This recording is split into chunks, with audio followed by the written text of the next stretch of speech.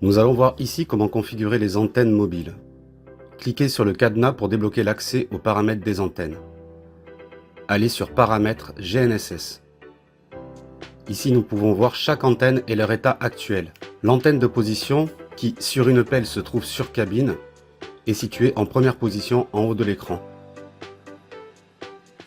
La couleur de fond vert signifie que l'antenne est fixe, c'est-à-dire qu'elle reçoit les corrections d'une base et que sa précision est correcte. La couleur de fond orange en revanche signifie que l'antenne n'est pas fixe et donc imprécise.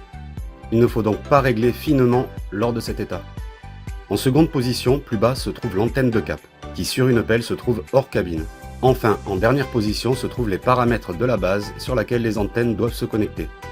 Si nous voulons changer de mode de connexion, à savoir passer du mode N-Trip au mode radio, cela se fait simplement en cliquant sur Changer. Changer le mode N-Trip radio.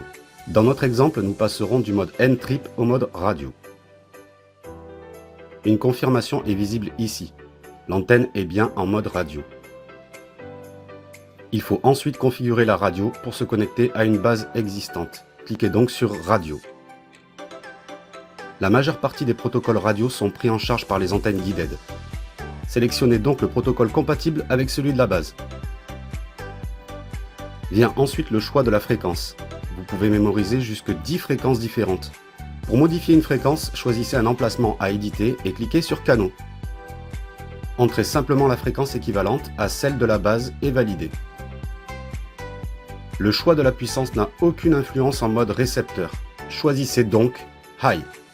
Encore une fois, nous utilisons l'antenne en mode récepteur. Sélectionnez donc Non pour l'utilisation en mode base radio. Basculez en mode radio l'antenne de cap en cliquant sur Changer et changez le mode en N-Trip radio comme pour l'antenne de position. Les paramètres radio seront automatiquement mis en place sur l'antenne de cap. Lorsque vous êtes fixe sur les deux antennes, il est possible de voir quelle distance vous sépare de la base en place. Pour rappel, plus vous êtes éloigné d'une base et moins vos antennes seront précises. Nous pouvons voir ici que la base se trouve à 10 km de nous. Si vous souhaitez changer de base, cliquez sur Changer. Vous pourrez ici sélectionner une base enregistrée ou en définir une nouvelle en cliquant sur Nouveau. Dans cet exemple, je sélectionne le réseau Teria qui crée une base virtuelle à proximité de ma position.